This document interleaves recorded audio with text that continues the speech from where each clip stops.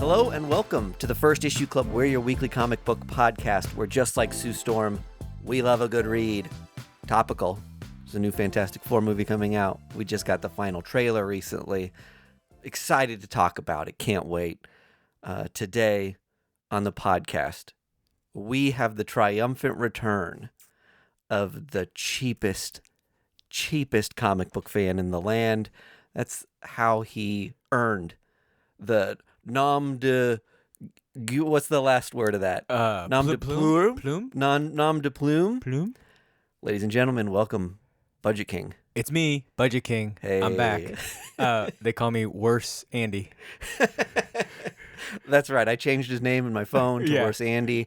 If you're a newer subscriber, Budget King, otherwise known as BK, one of the original founders of the First Issue Club. We haven't revoked your membership card. You're still a card-carrying member. However, just not allowed on the mic as much. Right, yeah. I think I plan on revealing the truth as to why I was really let go later on the show when we get to that. Okay, fine. We'll have that segment later on. Yeah, then. okay. Just a little Anytime we have someone back on who's front-loading. gone for a while, we have a segment that's what happened. Yeah, why? Yeah. Where's the truth? Analyze the relationship. This podcast is brought to you by Boulevard Brewing Company's Space Camper Cosmic IPA, a beautiful hoppy beer that has incredible aromas, incredible flavor, and comes in a variety of styles and sizes. So whatever you need, hops-wise. It's the only thing that lines my fridge, even though Yeah. I was removed from the podcast unceremoniously for a period of time. It's still, I was like, oh, I'm loyal to this brand. You go to the liquor store and you say, this beer used to sponsor my podcast. Yeah, I don't let anybody in my vicinity have their lips touch anything but it, including their significant other. Thanks, Boulevard. Oh, yeah. Budget King, since it's been a minute since you've been in the comic sphere, Mm-hmm. and on this podcast in particular, I got to make sure you're in the loop still. I've got a little true or false for you. Oh, I love that. Hey, can I get into the housekeeping, though, a little bit? Sure. Previously, your boy Nick that does, like, dice and cards and stuff like Yes. that? Yeah. You never shout out the name of his game. Like, you just say he's got a card in the game. But, like, I wanted to play it and think about it, and I'm like, where's the title? You kind of did him dirty. Oh, no. We should. At least we gave a shout out to the website. You did. And the dice were intriguing. The D4 type of thing? Yes, Yeah. I have one right here. Okay. Amazing. But I'm like, Such a great idea. we should get that. It's so good. I just rolled a love it. 1. Ooh. I got it too. Always losing. Such in life. Such is life. Yeah, let's get that name on the pod sometime eventually. All right, we'll figure out. I'll put it Okay, in the show that's my notes. request, Greg's so. got the business card. Okay, perfect. Sorry, man. Inventor of the D420, we did you dirty. Slight dirt. Slight dirt. A little bit of dirt on your Jordans. Okay. We're just going to run down some true or falses. I love it. Yeah. True or false? Marvel has resurrected their ultimate line of comic books. Oh, that's true, baby. No hesitation. You're Yes. fully aware of this, not a guess. No. Yes. Okay. The 616 Spider-Man Mm-hmm. has a sidekick named Spider-Boy. Oh, that sounds plausible. But I'm going to go with, you're trying to trick me. No. It's true! Okay. We formally introduced not only a Spider-Boy since you've left the podcast, but also a Spider-Girl. Ooh, good. They're Finally. both like 10 years old. Okay. And I don't mean to be weird, but is there a spider they? No. Okay. Get on it, Marvel. Yeah, I know. Right. Okay. All right.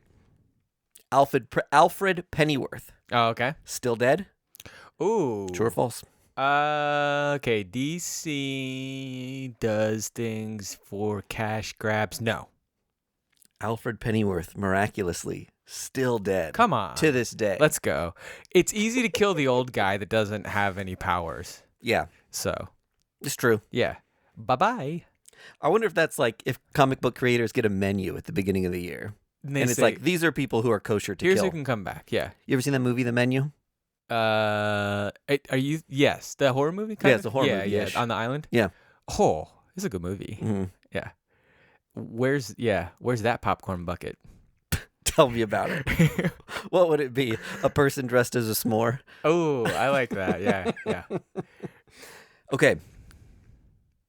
Damian Wayne Mm-hmm. has parted ways with Batman, Mm-hmm. and our primary Robin is once again a female character. Oh, we return to the gender bender identity of Robin. I'm gonna say yes. That seems like a good idea for them to do. False! Oh, you've tricked me twice.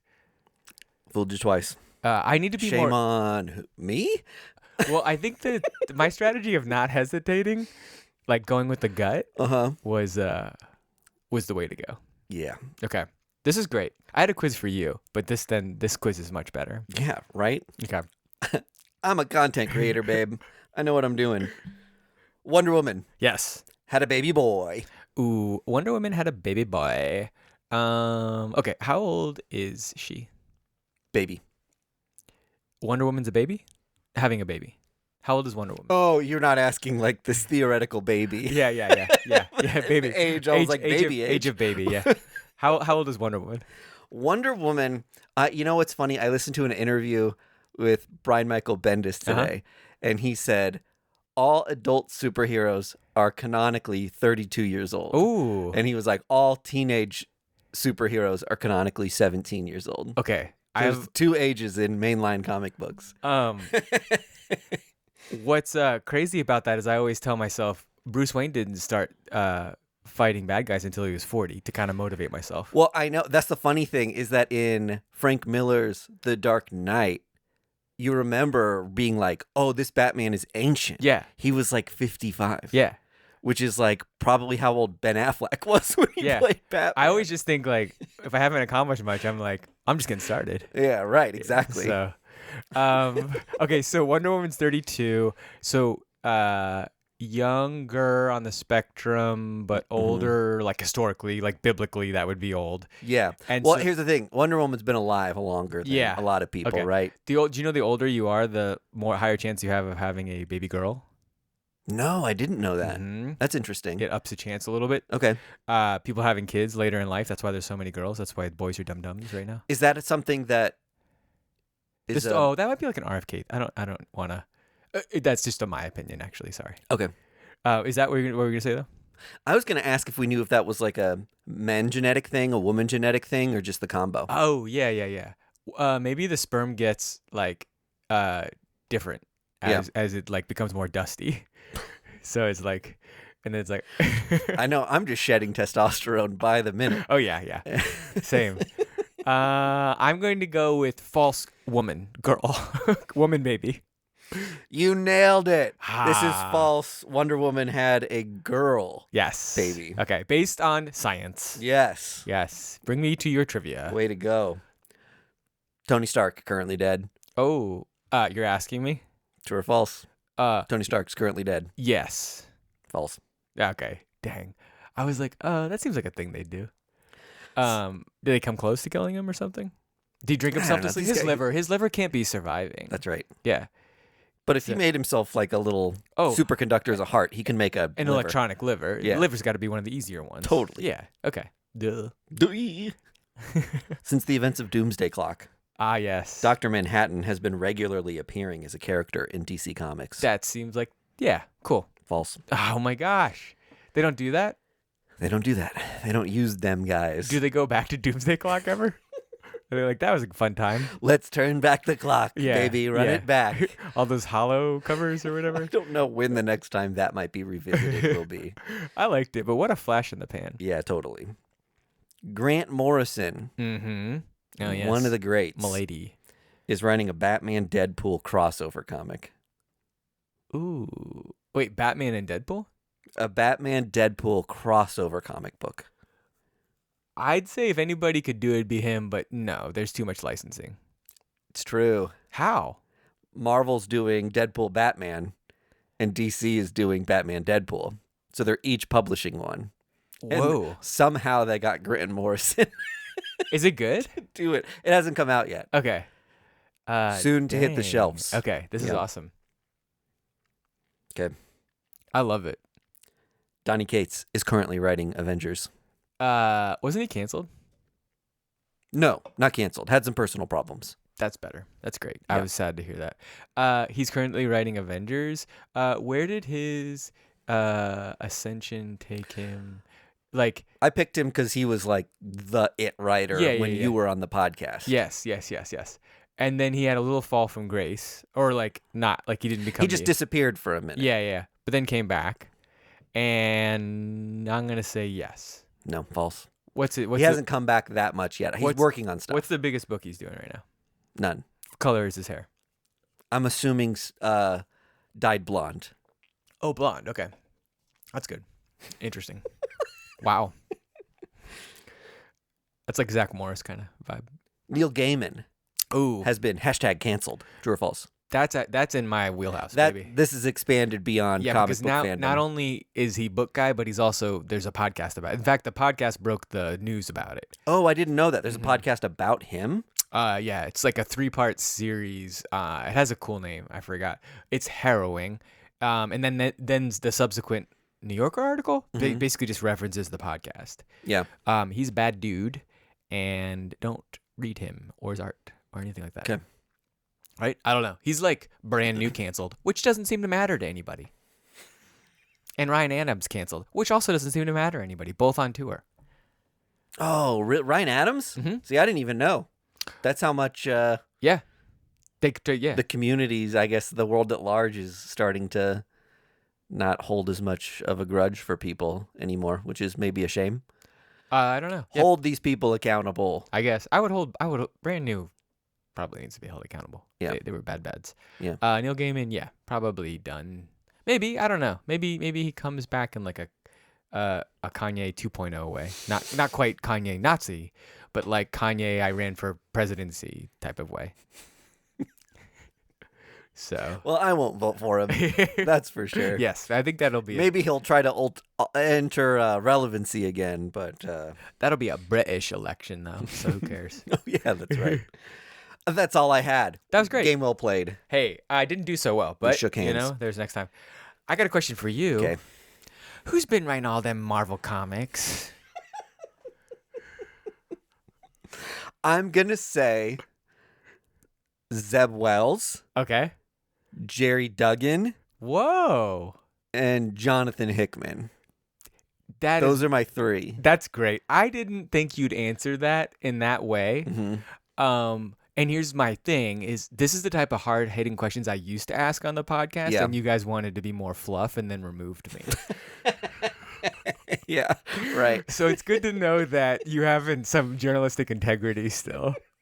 I go back and forth on this podcast of whether, like, the mission statement of it is to be accessible, right? And we talk about first issues because it invites new people as well as longtime readers. Yes. However, even people who are, like, just getting into comics, once you've been in it for, like, a month or two, you kind of want more in-depth information than just, like, fluff that, like, anybody can follow. This is getting into, like, my actual job. But yeah, like, right. We consult me. Yes.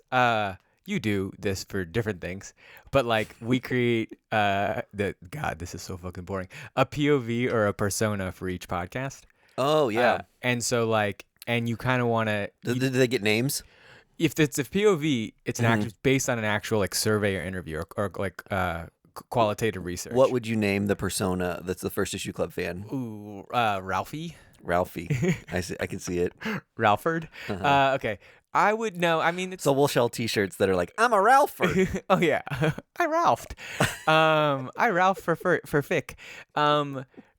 I think that your POV is like wants to hear the nerd shit. Like I think the entry level. Yeah. Like it's like you. That's where you go. That's your true north. And then, the entry level stuff is nice, but like I would just skip. Be like, what? No thanks. I'll go listen to Batman on the Fat Man for that one or something like that. Yeah.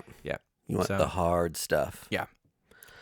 Okay. Oh, I got a... BK's ready to snort First Issue Club. Hell yeah. Can I give you a business idea that I had? Yeah, sure. Shoot. Okay. You're familiar if this is good, we'll edit it out and people will never hear it. You'll just hear one long beep. Oh, like if you're going to go to market with it and make some money. If it's a business idea. Yeah, okay. And it'll bring me success and money. Yeah. I don't want We'll see. Okay, that's great. Yeah, if this is second issue club so out there if taking this, advantage of yeah, it. if this is so good, then this will be the last you hear of this. Like this will be the last statement. You'll hear a beep for as long as we have this conversation. It'll be one ongoing beep. Okay. So maybe like the longer the beep is, the better the idea is, because we're really rolling on this. Okay, I love it. Okay. Wow. I didn't think that. Okay, I hadn't thought that through. But this, I think we're okay. You're familiar with the price of eggs being like higher. Yeah, eggs. Mm-hmm. Okay. I think that's not the only like food item that's really suffering. I don't know if you've been to like a Subway. I don't know what this bit is. You don't know if I've been to a Subway? Recently. No, I haven't eaten fresh in a while. Okay, yeah. Well, quality down, right? Okay. Okay. You have to take my word for it. Okay. Mike's Mike's subs. Jersey Mike's. There we go. His subs. I love it Mike's way. Okay, but quality in general from last year, 2 years ago, COVID, not even close. Pre-COVID, Jersey Mike's. Right. Great. Okay, so there's a wide open market, I think, for first issue club sandwiches. First issue subs. Club sandwiches. Oh, club sandwiches. Yes. Okay. Do you get it? Yes. What Now I did- get it. Yeah. What do you First get? issue club sandwich. Yes. Okay. Did you? And we could still do it Mike's way because I'm Mike. Yeah. Did you say? Okay. Oh, is this like a decision tree for you to like how to react to me on the business pitch? Oh, here. This is a little note. Oh, this is just a play on the word club sandwich. Yeah, you wrote down what I was gonna do. Okay, You so still know me oh so well. yes. Okay. So I Got my ass. handed Mike D a note that said Mike D is going to say, "Oh, this is just a play on the word club sandwich," which you came pretty close to. Okay, so this is I missed the club sandwich thing first time and went for maybe the inferior pun, which was first issue subs. which I like that too. Yeah. Yeah. Okay. Oh yeah. Subs. That's good. That's interesting. Okay. First. Okay.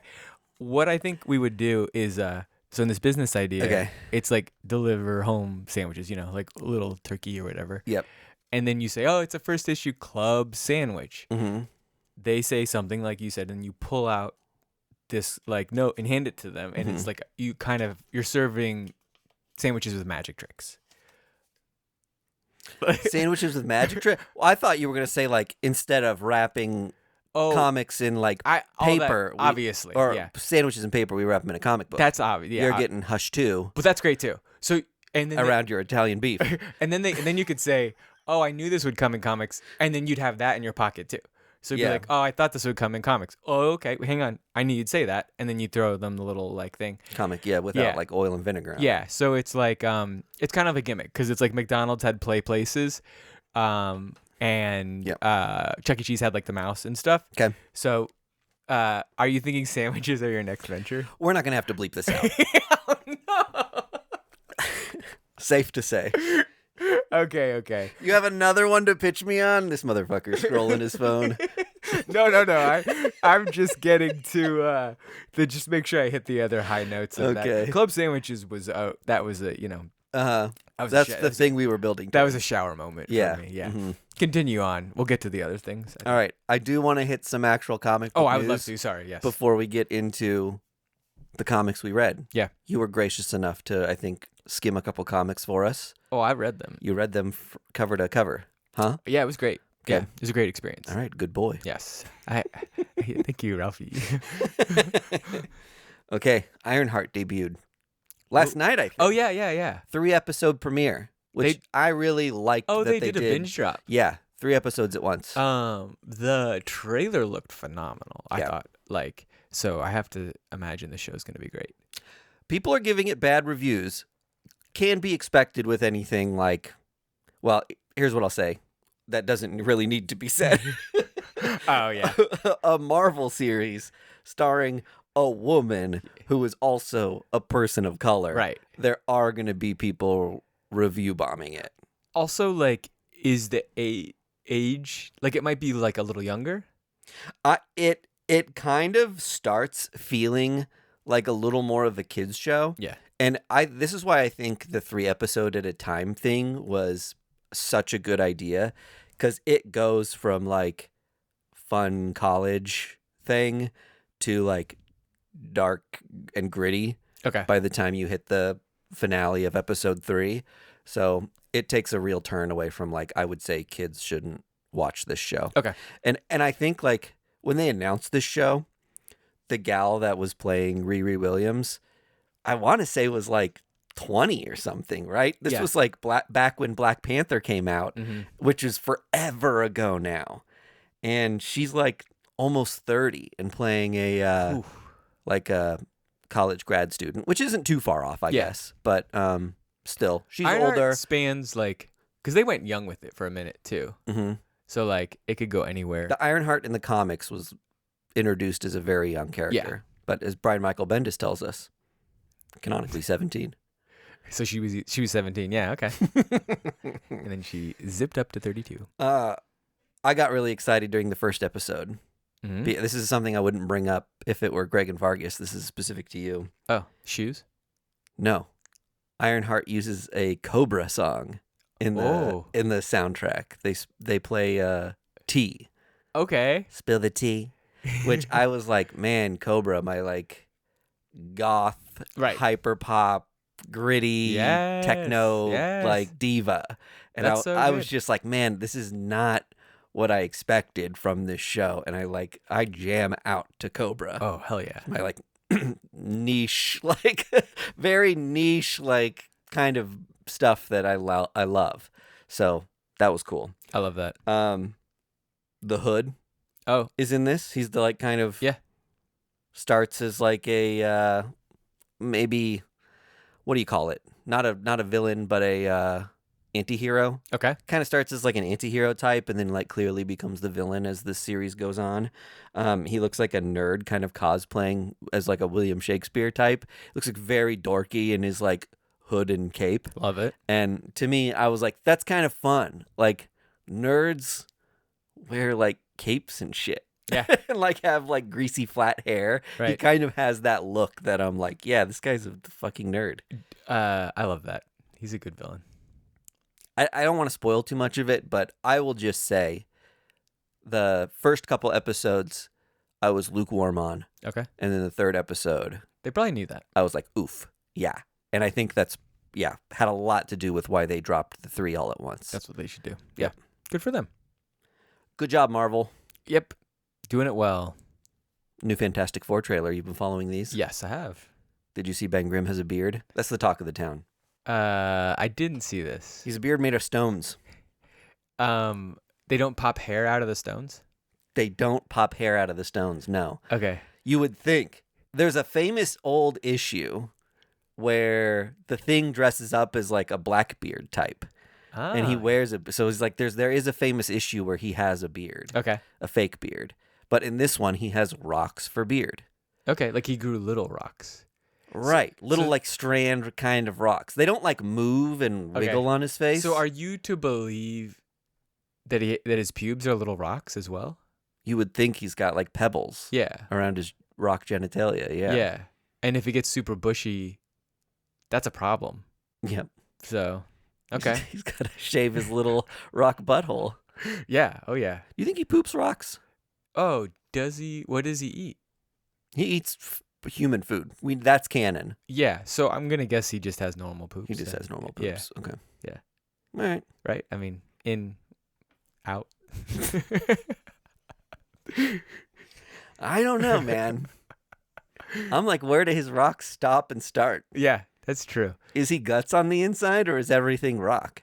God, what is that like? Cement? Is that what? Remember that one comic where it was like concrete? There we go. Yeah. Depressed thing. Yeah, depressed lump. Yeah, I feel like that answer is probably that comic book holds a lot of the answers to your questions. Yeah. When indie comics are always there for you when you need a good sad hero. So yeah, I don't know. We don't know how he grows a beard, but I'm really excited for that conversation to happen. Anytime we can get a comic book movie that addresses some of those, how does that work? It's really fun. People are very amped for this, but right? Yes. Like the general. I think the reception of it has been really great. I feel like there is a small cohort of people who are like, why is Pedro Pascal Mr. Fantastic. Okay, I had a guy actually pitch me on a podcast where his first episode would be like why this movie gets it so wrong based on the comic book experience of his hero, of his like thing. And I was kind of like, I don't know that's the move. Mm-hmm. Like, people love Pedro Pascal. right. I think if you have that idea, if you spread that idea too publicly, then especially like on a debut of something, you might get a lot of backlash. No, yeah, I think there's more Pedro lovers than there are haters. I think even the aesthetic of it, like it seems like A24 does Fantastic Four. Yeah, apparently like everything on set was practical. Love it. Like they printed fake magazines that were like had fake articles in them and like real stuff cover to cover. So anytime anyone interacts or messes with something, if all movies, they don't have to CGI it. If all movies are going to be superheroes, then some of them got to be indie. 100%. I completely agree with that. So, all right. A24, Fantastic Four. A20 Fantastic Four. Oh, there we go. Yeah. Okay. Robert Kirkman and Dan Mora are taking over Transformers at issue 25. Ah. That's pretty wild to me. I just read that today, and I'm like, DC's biggest house artist. Yeah.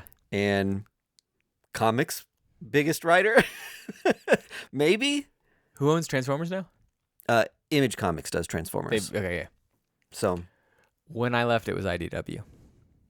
Yes, that's right. IDW was where all the intellectual property went to die. Okay. When it's gasping for breath, it goes to IDW. You know how there's like a trope of a guy who like is into the thing before you're into it? Yes. Do you think there's a guy that's like into like the newest Transformer movie? Like, is there a Transformer guy? I've never met a Transformer guy. These comics are incredibly popular. Okay. And I think it's one of those things where IDW played on the nostalgia cash grab for a long time without really building the fan service that people necessarily wanted. Got it. And so they got Daniel Warren Johnson, who was like super hot in comics at the moment, to do the art and writing for it. And it just exploded. I love it. So, that's the way to do it. And I don't know that it's necessarily people who are like, I'm a huge Transformers fan, but people who are fans of nostalgia and stuff from their childhood. Yeah. I was a big Beast Wars dude. Yeah. So there's a new VR Troopers comic coming out. Oh. Do you remember VR Troopers? Yeah. It was like 25 years ago or something. Cool. Okay. That's great. Good job, Kirk. You're doing it, Kirkman. I can't believe they pulled two people that popular. He must just want to do it. Yeah. Obviously, it's Image. I think he's got a little bit of stake in all that stuff now. I think it might be under maybe he's Skybound, which is his imprint. Is that right? Yeah. That is. And then maybe he gets a percentage on the IP if he's creating like they used to do with like Star Trek. Yeah, he wants to introduce some new characters and stuff like that. Okay. I like that. So, cash cow. They're publicly trading Skybound now. Oh, wow. The portion of Image that is Skybound is publicly traded or will be publicly traded? Will be. I think there was like an early stock buy that just happened. We should go. We should take off work when they ring the bell at the stock market. Oh, that'd be amazing. Yeah. Buy a little. I was there. Yeah, I bought it. What else? I'm going to skip because we're getting on news too long. Okay. No, the news is good. The news is that's the like. You think this is the meat and potatoes? I think the news is the meat. Yeah. All right. Just the cover of Action Comics #1 sold at auction recently. Oh. You want to guess a price? I hate when this happens. Just a cover. This is weird. Let me tell you this first. Or you can tell me what you want to do. There's also a sub question here. Just the part of the cover that says #1. That's all that was clipped out as like an inch. Oh my little God. thing. Okay, so and that sold 3 years ago. Do you want to know how much that sold for context for your guess? Oh yeah, that will significantly help me. $7,000. Okay, just that for an part. inch of paper. So that I said saw number a one. Labubu sell last week for $35,000. That shit's insane. Yeah, it was wearing full Carhartt. Okay, so where is this on the Labubu scale? I'm gonna go with $42,000. You're a little off. Am I over? You're well under. Oh, damn. Okay. It's $408,000 Oh my god. for just the cover of Action Comics #1. This being said, it was a nice looking cover. It had a chip on the right hand side, but otherwise, So do they grade wasn't all Do folded. they grade the cover in its own integrity, or is it just like a 0? The grading companies will not grade the cover. Okay. They won't even put a 0 or anything on it. It'll just say cover. It'll just be slabbed in the cover. Yeah. No. Okay. I think it might end up I being feel one like of those that things. drives up the price because there's no like low number on it. Yeah, right. You're not going to get a 1.0 cover Yeah. or like an 8.0 cover. It might get to be a thing to where if this becomes popular enough and people start doing this with like mega popular comics, then who knows? Maybe they'll start using it as a service. One thing that's been worrisome to me is that people are taking low grade classic issues and cutting out all the individual pages, slabbing them, and selling them to people because they're making more by cutting the comic book into pieces. These rules are so stupid. Like the same rule, like you can color on it or have like right, and isn't that true? Like you can have like There's certain writing that can happen on the comic that doesn't affect the grade, and it's normally just the date is what it applies to. Oh, okay. Because that was such a common practice that it was just like it's almost part of the manufacturing. Okay. I thought there was like I have 9 6s with writing on the cover. little scribbles. Yeah. Okay. All right. Yeah. It's odd to me. It's so arbitrary. Mhm. Like somebody just sat and decided this. Yep. But I think for a lot of people, it's like I'll never buy the first issue of that Wolverine appears in. So I'll get a little page. So I'll get a page from it, and I'll spend $200-$300 for that page. Yeah. But you think about how many pages are in that issue for a low grade copy. It's like you might make more tearing out all the pages, which is a damn shame that That's we're crazy. destroying the comics. I guess for you could this. just read it as a bunch of slabs. Like it's like 20 Well, at slabs. that point, you might as well buy a nice copy of it. The whole thing is just like a binder. Yeah, in a binder. I love that clack when I'm reading this. All right, my last little bit here is that Marvel Zombies, of course, coming back. It does so every once in a while. This time it is Red Band. Are you familiar with what Red Band is? No. Marvel has started polybagging certain issues that are a little more mature. Oh, okay. So they kind of got rid of that Max imprint Yeah. a while ago, which was the thing. Yeah. Now they're doing something called Red Band, which everything lies under the publisher. But They you know if it's polybag polybagged, it like it's they did like a nudie cover kind of? like you would a nudie cover. Yeah. But for Marvel, it's just gore, Okay. right? Okay. So they go a little harder on like ripping people's Yeah. heads off and What was that like intestines space spilling comic out. where they had they did porn in the Money Shot. Yeah, Money Shot, yeah. That's still going. Oh, okay, yeah. That was great that Mhm. they were doing so much booby, dicky, poop, pee pee. It's a sex renaissance in comics. Yes. A sexessence. A sexessence. That was great. Yeah, that was the meat for the episode. I feel like the little news hits. We did it. It's good. Great. Lots of news. Yep. You want to talk about comics? Let's do it. I'm going to talk about the one that I read first that you didn't get to. I had to buy this digitally. Okay, I skimmed it. Oh, which one? Tramps of the Apocolypse? Sorry. I meant I read the first 2 pages. Ah. We disagree based on my first 2 pages. Let's go. Tramps of the Apocalypse was too good of a title to not buy this comic book. It's out on Dark Horse this week. It's by Alice Darrow. Doing double duty. We love a double duty comic. Art and words Let's by go. one person. A singular vision. Did it give you Beautiful. Love and Rockets vibes?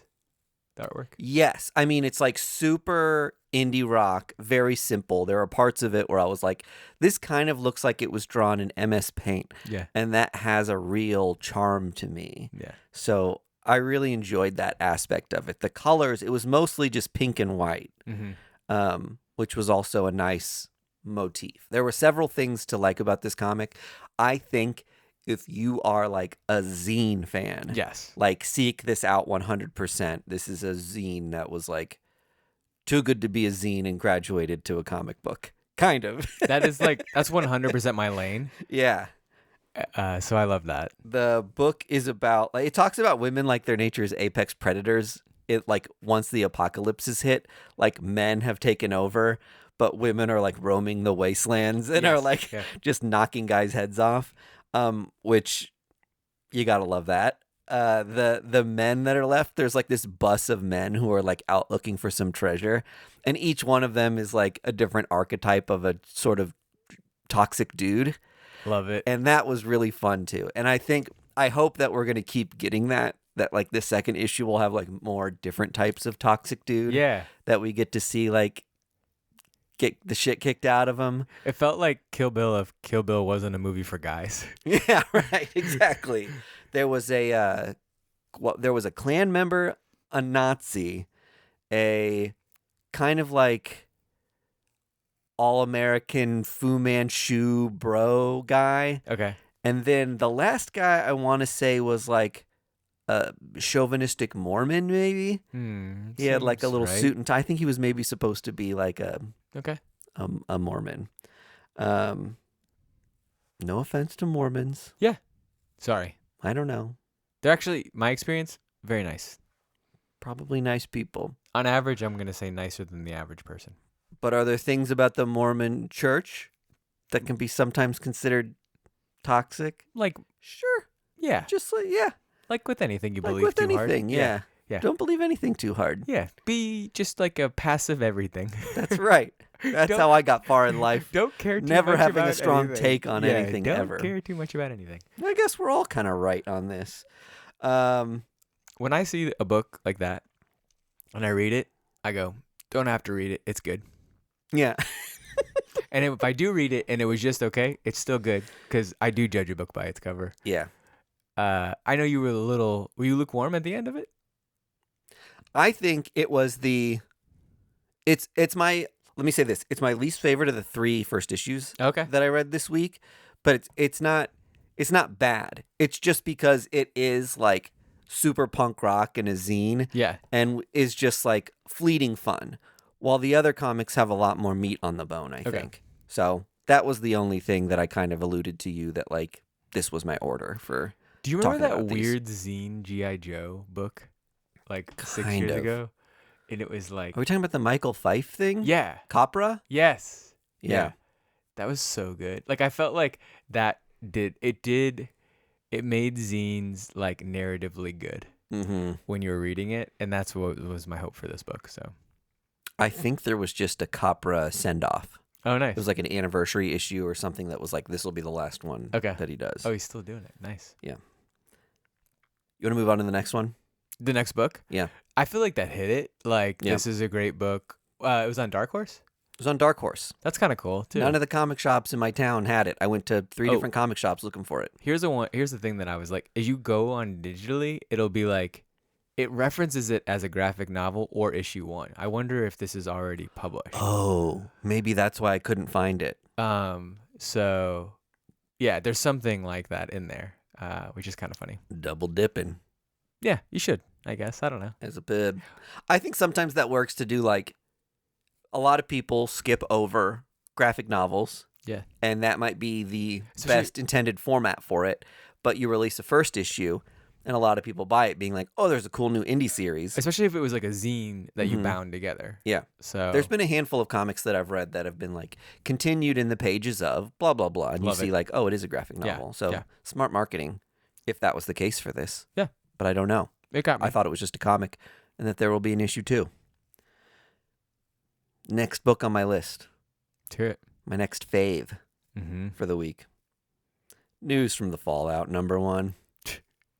Chris Condon, Jeffrey Allen Love. Coming in, making a comic book, as they would want to do. What's your temp? Give me a grade. Not everybody should make a comic. What? Oh, no. I had a tough time with this one. We love Chris Condon. No. On Sorry. this podcast. It took me twice to read it, and then I was just like, "Where is this going?" It's incredibly sparse, and I think I appreciated that about it. Whereas, tell me more about what's Chris Condon done. You're gonna put me on the spot here. Oh, sorry. Let's pull up his old. Oh, this is one of my favorite moments on podcasts is when they look up shit on phones. Yep. And it's like a little bit of silence and stuff. Chris Condon comics. I wanted to look him up because I felt like this was like, I'm missing something here. Because a cold read on this left me wanting more. Okay. Some Chris Condon books that we've covered on this podcast. Okay. That Texas Blood. Okay. Book on Image. That was really fun. Yeah. The Enfield Gang Massacre, which was a That Texas Blood spinoff. His run on Green Arrow, we've talked about. He did an entry for the EC kind of reboot, Cruel Universe, which we also love. Oh, I read That Texas Blood. I fucking love That Texas Blood. And that then was Far Down insane. Below is another one we reread. Okay. Because that was with Jacob Phillips. Yes. Okay. All right. See, this is weird how context matters. Yep. I would have just. It's just. Do you know? Well, that is something where when a creator has earned industry and fandom's trust, yeah, they can get away with weirder first issues like this. It was because like, you're more willing to be like, I'm gonna trust that this creator is gonna like really. Have you ever picked up an Image comic where you're like, oh yeah, I forget that this is like independent and basically like. You got enough money, you could just release on this comic. Like, someone could just make a comic and put it on here. Yeah. Every once in a while, one slips out there. Okay. Not naming names, but what a comic slips out there that I'm like, oof. Okay. Anybody really can publish a comic with the right funds. The problem for me with this one, which is like, the hero felt like cool, but I had to go back and be like, where did we meet the hero? Like, what exactly? I'm big on like buying in to the hero in the first issue, and like to follow like the next arc, or at least hooking me. This all happens really organically, really quickly. Right. It could have been any of the group from the initial wave that became the guy. Yeah. You know what I mean? Well, let's say kind of what it's about. Yes, sorry. And walk through it really quickly. This is a comic wherein the U.S. military, I believe it's set back in the 60s maybe, is testing a new nuclear weapon, I believe in Nevada, if I'm remembering right. And they purposefully order the servicemen to stay close to the bomb site. And they more or less want to see what happens when people get irradiated. And as comic book fans, we're reading this thinking like, oh, they're all going to turn into like Hulks and super soldiers. And like, that's the intention here. But what actually happens is they all immediately like go rage mode and warp into like mindless zombies that are just starting to like kill everybody. And we don't know if that was the military's intention or they seem almost like if this was like a vampire zombies, or like it's more than mindless zombie. Like they get a level of like aggression and like power. They are like predators. Yeah. That they're just like out for the kill. They're filled with so much rage. I think it's like the new 28 Days Later. Yeah, He's Legend or something. Is like the like rage virus thing. And they're all just like extra mad. Or I Am Legend, whatever it is. Yeah, okay. But this book was it throws you. It's hardly any dialogue. It's very like, I wouldn't say whimsical, but like very roughly and abstractly drawn in a way that felt really like gritty and abstract to me. That kind of aided the like uncertainty of the situation and like the unease of the entire thing. It reminded me a lot of the like, what's that movie where they like have the sock and they hit like they're military? Full Metal Jacket. Yeah, it was giving me like that vibes, and I'm like, I'm not a big military guy, like in like my escapism. Yeah. So I think that, but then our hero is a mask? Like, we basically know him because he's wearing a gas mask? He's wearing a gas mask. So the whole thing is kind of showing you like some of the military culture Yeah. that all of these people know that our government is basically sending us to be guinea pigs. And this is not a safe place to be for this. And they all get like, this is why I need a little... Sir, yes, sir, into just like, hey, are you going to be a little baby about this? Or are you going to like do what you're supposed to do, you little weasel? And everybody kind of just sirs, yes, sirs, and falls in line, except for our one guy who is like the most reluctant out of anybody. This is why I need a little like first issue club on my shoulder, a little guide, because that context would have helped a lot. That's great. I missed that. That's good. Okay. So he falls back just like a tiny bit and refuses to take off his protective gear a little longer than everybody else. There was another guy who was like quasi hesitant, who ends up turning first and attacks the guy who ultimately would have bullied our final serviceman into taking off his gas mask, right? So that happens before he fully commits to exposing himself, goes on the run, finds a diner nearby. The military is not helping to stop the spread of this, or whoever's left of the military compound. So it just becomes like an all-out experiment on this small Nevada town with these monsters going around seeing how much like damage they can inflict upon this place, which we think is maybe the intention here, that you might drop this bomb in an enemy country and essentially turn all of their citizens into soldiers for you to just create chaos. And they picked a small town to just like fuck up and wipe off the map and pretend it never happened, right? So you got done with this and you're like, I definitely need to read issue 2. Yeah, I'm all in. I love that. I thought this was really cool. Cool. And, okay. And I think I read so many like really dense comics. And when a comic is dense, you're like, this better be good. Yeah. Because it's kind of like, I don't know what I'm getting into with the first issue.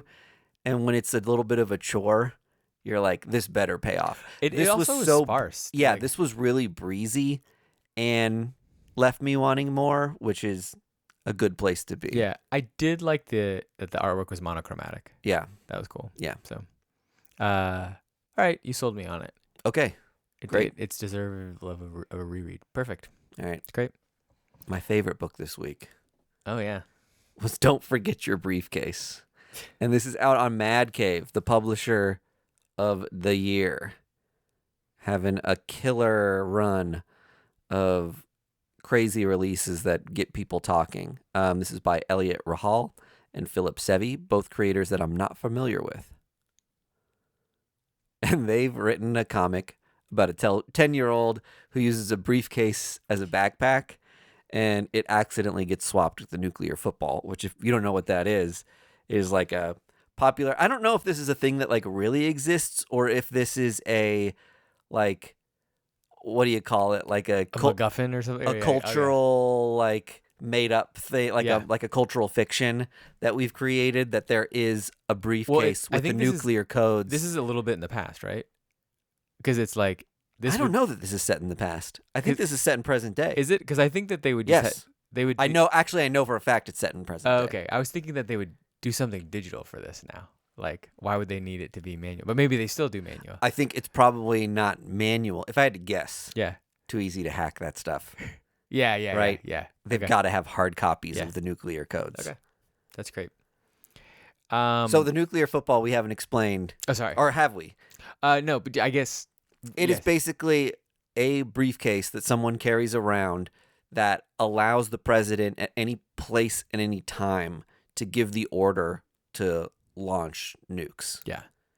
So it's like a war in a briefcase. And I don't know if this existed. I actually think it was written so well that I don't care. But it's like there's a person whose job is to hold it all the time around the president. That's what they do. Yeah. Yeah.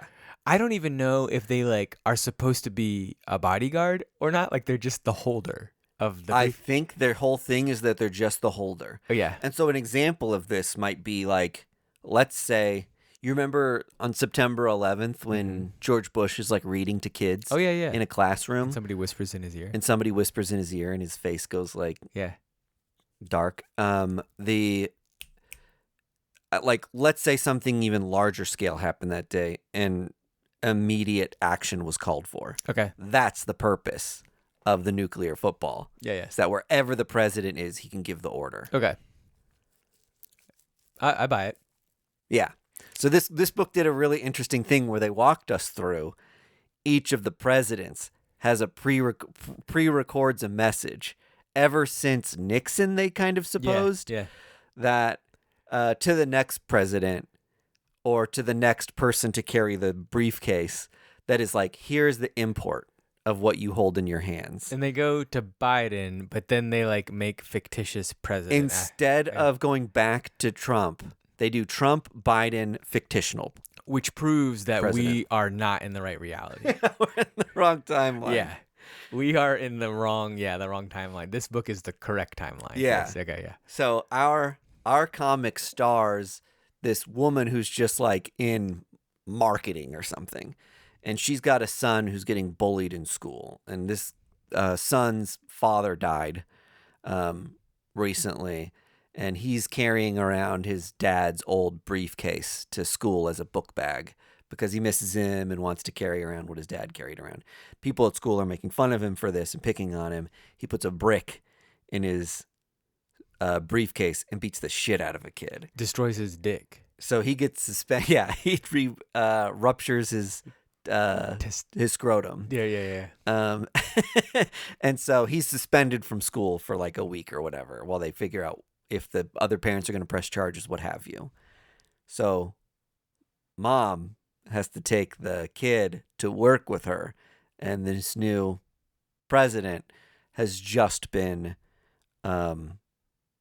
sworn in, and a new agent has been assigned to carry the nuclear football. Yeah. So new president, new agent. This has a very dramatic scene wherein the president gets shot in the head in front of this little boy and his mom. And the person holding the nuclear football runs to like tackle this guy who's just shot and put him under arrest and see if there's anything they can do about the president, which they can't. I mean, his like head's like split in half at this point. And in the panic, the kid picks up the wrong briefcase, not his dad's briefcase, but the nuclear football. And later when the mom opens it, she realizes, or she like bangs on it because she's pissed or something. And she realizes either she set something off or just the mere fact of having it where it's not supposed to be has started some rolling repercussions that like might create a war. We also see that she's like some type of secret badass because she like goes in the toilet and gets a gun, right? She has a gun taped underneath the... Yeah, she has like a John Wick failsafe in her toilet. Mm-hmm. So that's going to be cool. Yeah. The other crazy scene, which I think we have to mention, is that the person holding the original holder of the like whatever, the nuclear football, it's like, hey, you don't have friends or whatever, like whatever. And then she goes home and she like makes puppets, like really fucking weird puppets. Like I think one is like Nuclear Radiation Bill or something like that.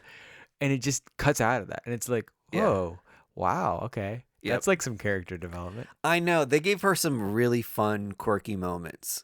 There was one where she was talking to like someone she works with, and they were like, how does this work? What do you do? And she's like, I don't know. I just hold a briefcase. And they were like, you didn't ask?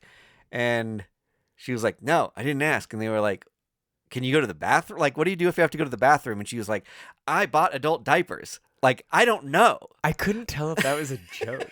I had to read it like a bunch. That was great. Yeah, I really like this. This was a very surprise.